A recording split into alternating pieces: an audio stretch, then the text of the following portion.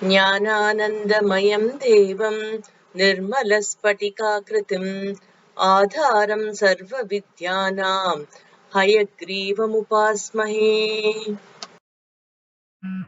This whole concept, I'm naming it as yesterday is equal to tomorrow, because what our ancestors conceived and understood is not just applicable while they were there at that point of time, but it's as relevant for us today as it's going to be for tomorrow and our future generations.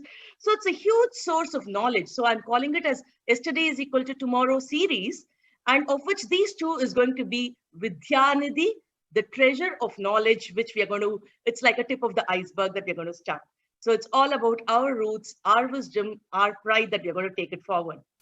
Today, we will be understanding a lot of richness of our treasures, the ancestors' treasures that we have here. Imagine a situation where we are sitting here and right next to us, we have our ancestors sitting. Say, Veda Vyasa, Maharishi is sitting right next to us, Sage Vishwamitra is sitting next to us, or maybe even Lord Rama or Krishna, everybody else are sitting right here. So when a situation is given to us, how do we see it today? How do our ancestors see the same situation?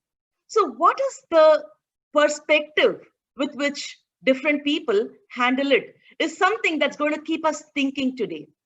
So to start with, let's just understand a very, very simple thing. All of us had a celebration of New Year, the Gregorian calendar. Which year are we all in?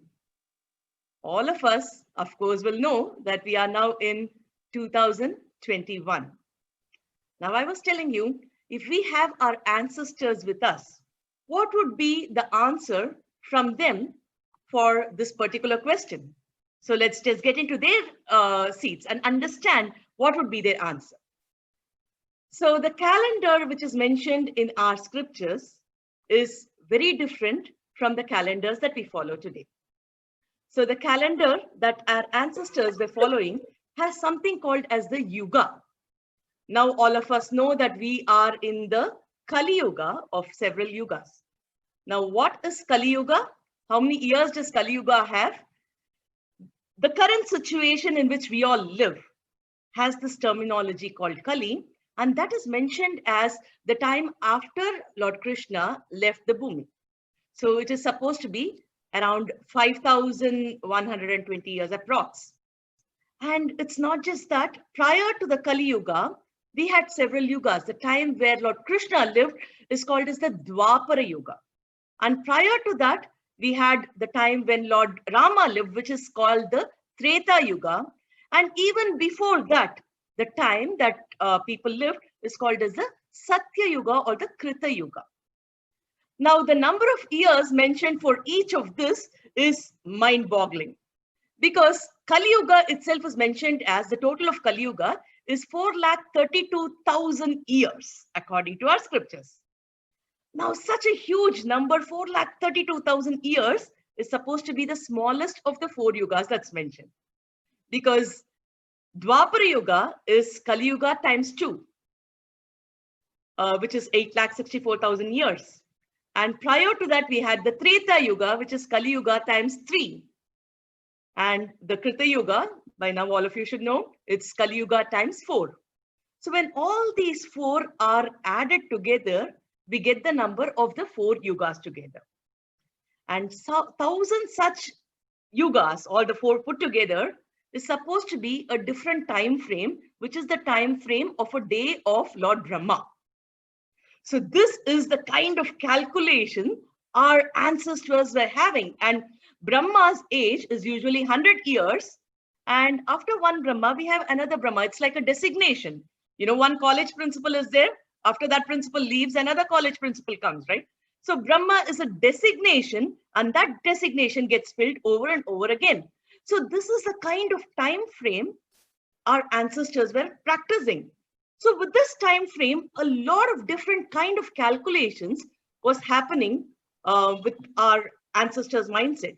So what we call as 2021 today, in the traditional calendar, if you look at this, we have 4,32,000 as Kali Yuga, 8,64,000 as Dwapara Yuga, prior to that is Treta Yuga, prior to that is Satya Yuga. All these four put together is Chatur Yuga. 1,000 such Chatur Yugas is one day of Brahma. So which means another 1,000 is going to be his night. So one full day is going to be huge, and 1,000 such celestial years is the age of Brahma. Even today, we all know that the light years is very different from the human years that we all know. Similarly, Brahma's age was calculated very differently compared to our age. So with all this knowledge, they had different numbers, different calculation. From the smallest second or microsecond or smaller than the microsecond, they had the cycle of Brahma, which was a huge number. So the spanning of time was very different in our scriptures. Now, most of the time what we think is, okay, fine, but today all of us believe in this existing time zone. So why even get to know about that time zone? How is it relevant to us? And this time zone does not really match with what we scientifically know. So how do we know that these are true? Maybe it's just in the books. So the thing is, all what we have to know is the parameters which we understand our traditional knowledge has to be where we belong to. Now just think about it. People living in Delhi have like 2 degrees or 3 degrees today. The weather condition is 2 or 3 degrees. While me in Singapore, it's like 24 or 25 degrees here. And people outside feel that 24 degrees is very cold. But if I go and tell it to a person in Delhi that, we are having 24, 25 degrees, wow, that should be warm and nice, is the response that we get. So what is warm and nice, what is cold is a very relative statement. For a person who's at a sub-zero degree, even a 3 or 4 degrees will be such a relief. So what we understand is a very relative statement. So how we understand our ancestral knowledge should be from our perspectives. If a person has a very high temperature, he goes to an allopathy doctor and the doctor gives medicine. The next day he tells the doctor that his fever is increased. Then the allopathist will get really worried. He would say, no, I'll give you different medicines. It has to get suppressed immediately. But go to a homeopathist and tell him that my temperature has increased. He will say, nothing to worry. Initially it will increase. After that it will subside. So it is a very different form of therapy because of which the results can be different. So what we need to understand is what is the parameter of measurement? We can't measure our parameters based on the induced parameters which we think are scientific. So to just understand this, the calculations according to Westerners, as far as the age of Earth is concerned, has been changing for a very long time. Initially, it was a few thousand years, then it became a few million years. Now they are slowly touching that there is a possibility that it can be a billion years. What about the age of Moon? It's been changing as well. What about the age of the universe, the cosmos? That's been changing. The shape of Earth, the thought process has been changing. So when the thought process of the Western sciences are changing, how could we understand the Indian perspective? Because we believe that this has to match with that, only then it is correct. It is not like that. Our perspective has always been the same. It has not been changing at all. And we believe that this is correct. Eventually, science might meet us here. So that is the perspective with which our sages, our rishis, munis, our divine incarnations, everybody has set up the standards for us. So to just understand what I was telling, I will just share some news items. So if we just have a look at it, the scientist, this is again a news item which came up in Fox News, which says that the Earth might be much older than what we thought. So now they believe that Earth is around 4.54 billion years old. So that is the recent revelation that science has come up with.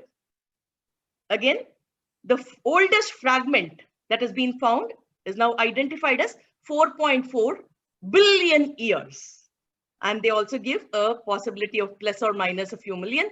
So that is the number which is recently carried off because of an excavation that happened in Australia. Again, moon, they said that we had a very different number, just in millions we had calculated the age of moon. But now, moon is supposed to be 4.5 billion years.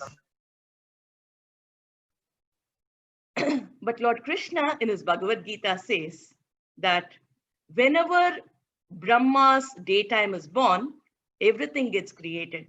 And during the annihilation, when Brahma's nighttime comes, the annihilation process happens. And this is from Bhagavad Gita. So what we need to understand here is, even now, the dates that have come is slightly different from the dates that we have understood in our scriptures. And we believe that everything happened during the age of Brahma, which I explained as the 1000 Chatur Yugas, which is calculated. But we may not have proofs here, because the annihilation has also happened. A lot of things would have gone there. But our perspective comes from the scriptures.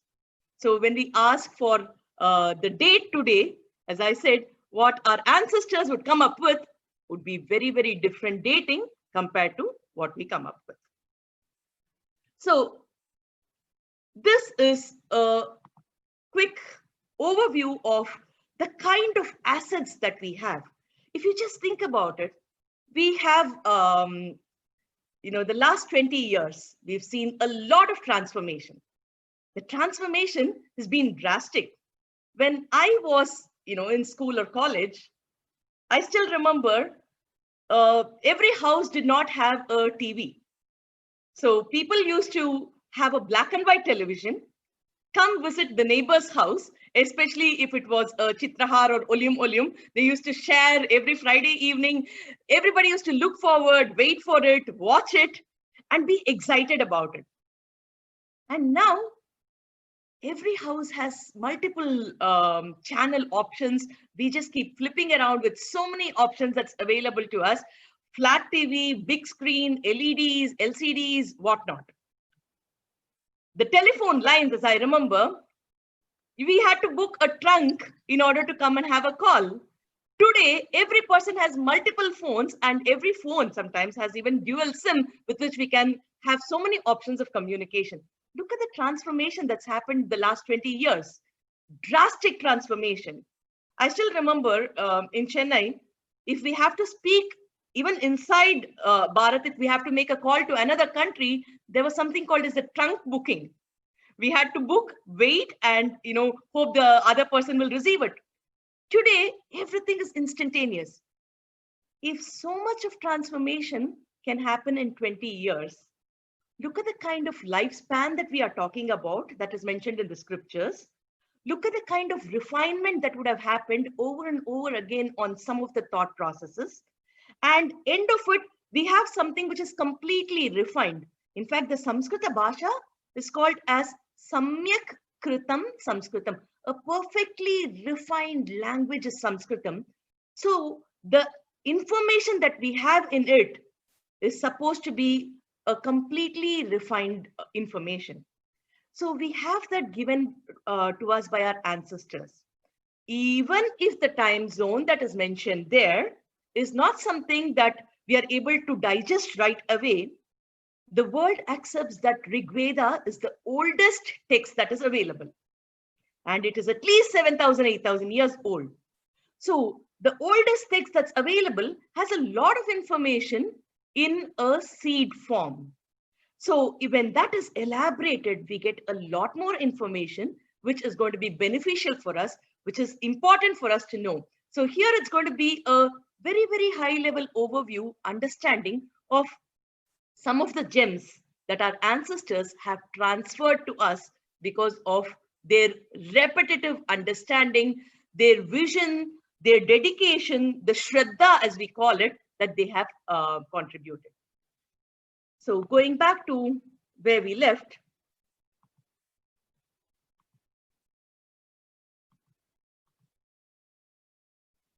so this is the time zone. So according to our scriptures, the current day of Earth is 155.5 trillion years. That's what our ancestors say. And now we have a lot of Westerners accepting that what we've said is very close to what people could ever imagine, because people were speaking of some thousands. And Dr. Carl Sagan, he's an astrophysicist, a very famous personality. He says that when everybody were thinking in thousands or millions, we were thinking in billions, and how could we ever do it? And one of the scientists in NASA, Rick Briggs, he says that Sanskrit is a language which has zero deviation. So it is such an amazing, refined language, which people are surprised about. And as far as the shape of Earth is concerned, even we all will be aware that initially people thought that Earth was flat. But if you all have observed the Varaha avatar, it is always represented as a bhugol. The Earth is referred to as a bhugola in Sanskritam, which is a egg-shaped, it's spherical in shape. And Alan Kogut of NASA says, this was present in the Hindu literature, and we are surprised because only after a lot of research, we could find out that these are there. So Wheeler Willock says that not only in spirituality, but think of it in electricity, radium, electronics, airships. Vedas has it all. So much of information is there in our scriptures. It's just that we have to understand what is there to make the best out of it. And most of it is in Sanskritam. So the year that we call as 2021, if we had Maharishi Veda Vyasa right next to us, he would be calling it as 19558851112 is the number of the year. So that is the huge data that we are speaking about. So much of information has been there. It's been collected over a period of time. So much of advancement has happened, and we are here to understand a little bit of that. Dhanyavadaha.